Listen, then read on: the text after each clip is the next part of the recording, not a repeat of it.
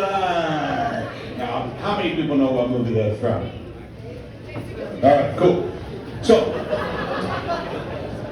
I have to say, it's quite an honor to be chosen to this Hall of Fame, and I'm very thankful to the Coaches Association.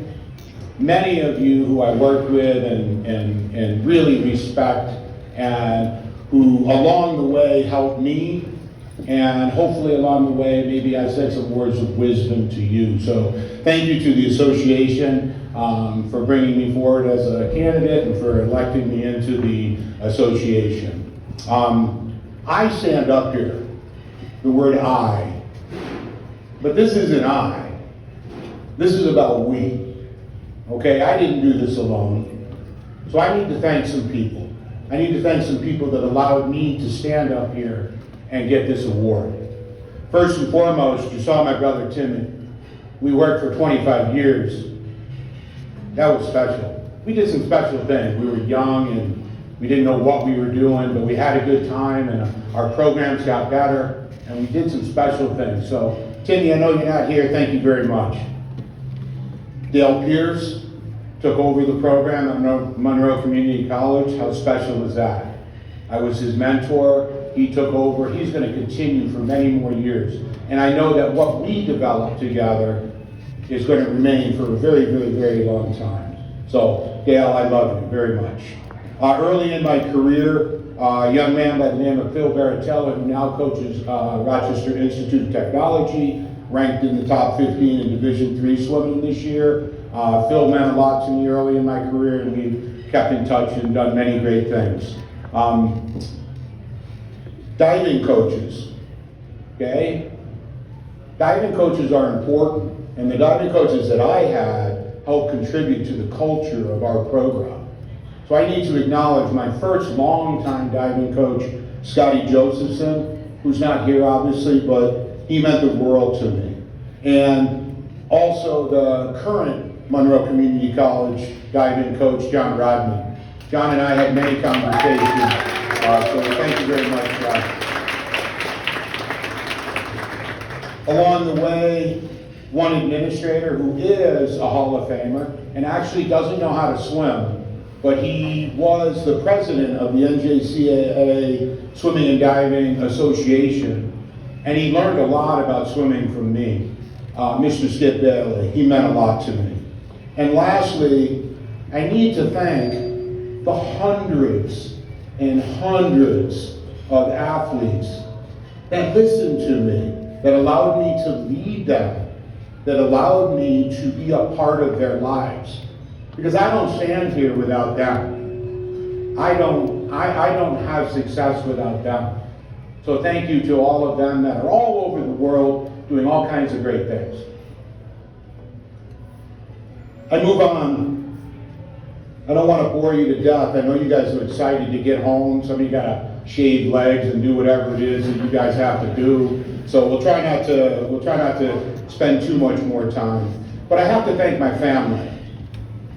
You know, how could I not be so proud of my family? And first and foremost, my mom and dad, Jerry and Barbara, who are sitting right there and right in front of me.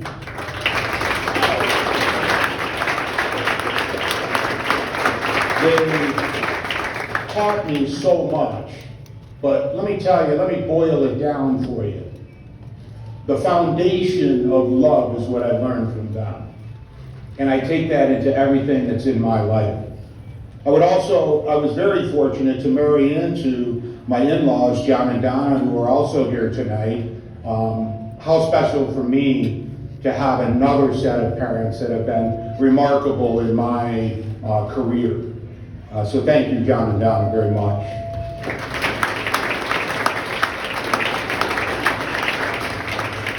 I have lots of brothers and sisters. You've seen one. My sister Joanne is here tonight, very special from Connecticut. I appreciate you coming here. She said, I'm so excited for you, Dan. And I said, I'm pretty excited for you to be here. I mean, that means a lot to me.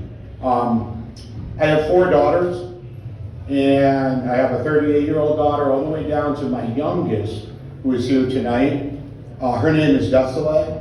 And yes, just like you, she's going to be competing this weekend to try to repeat as a New York State high school track and field champion.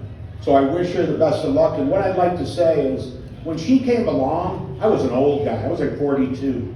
And I used to tell her when she was a little girl, I'd say, "You're my little angel." And guess what? You're still my little angel. And all of my daughters are the best things that have ever happened in my life, hands down. And lastly, I'd be remiss if I didn't thank my soulmate, my wife, Christina. She stood by my side. You know, when I left the house at 5 o'clock and traveled all over the country for a week here and a week there, and I was gone, and she had 3 children, and she was raising them and doing those types of things. Christina, I love you. I knew I loved you the minute I met you, and we live by one motto, and that motto is, trust what is, not what might be. Similar to what Dale said. And what is that I loved her the moment I set eyes on her. And I've trusted that for 20 some odd years, and it's meant the world to me, and I love you. Thank you.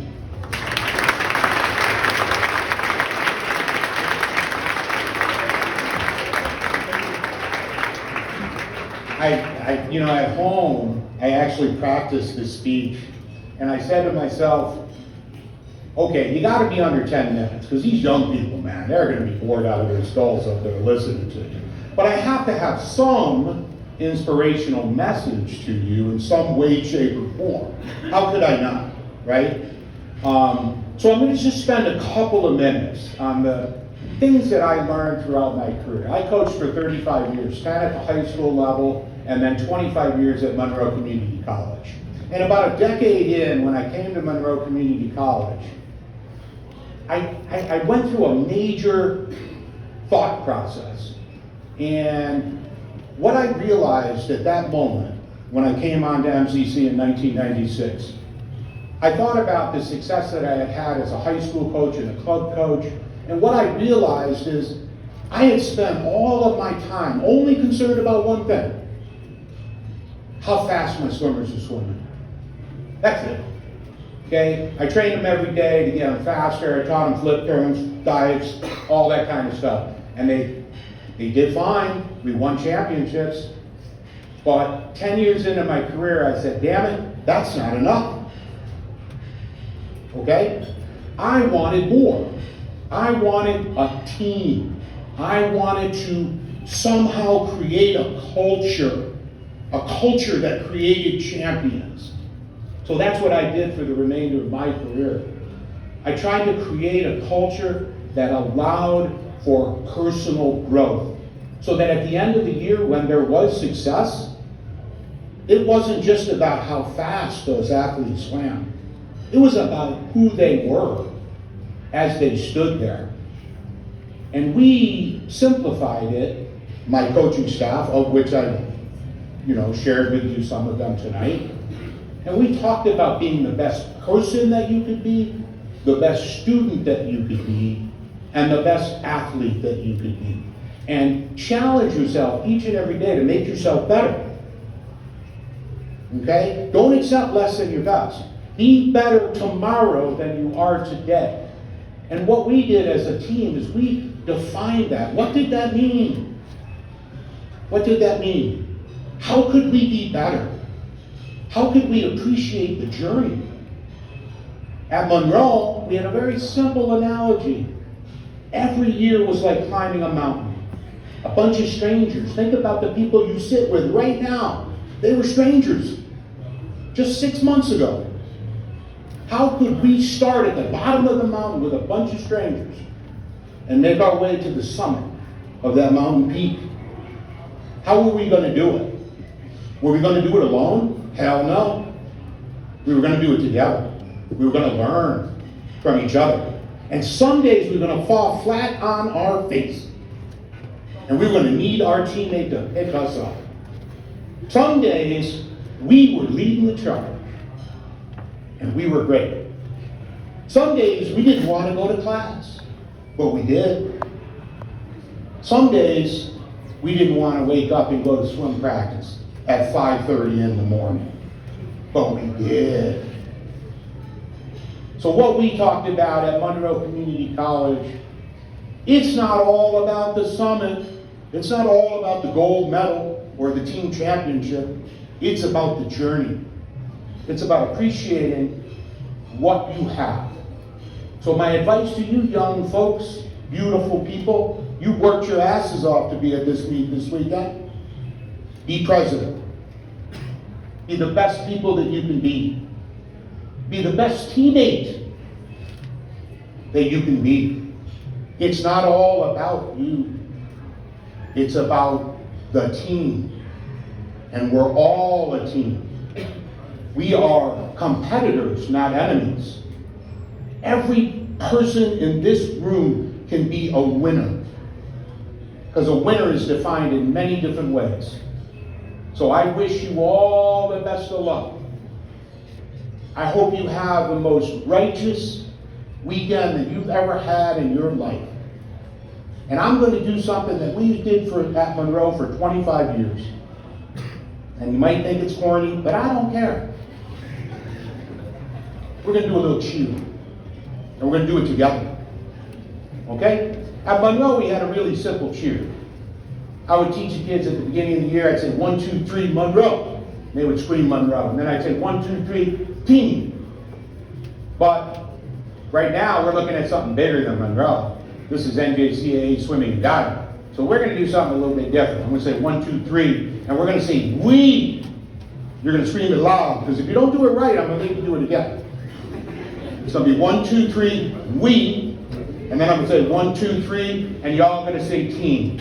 And what that's going to stand for is that each and every one of you are going to stand behind each other this weekend, and you're all going to be successful. You're all going to do your best. Be the best people, athletes, and teammates you can be. Are we ready for this cheer, folks? Yeah.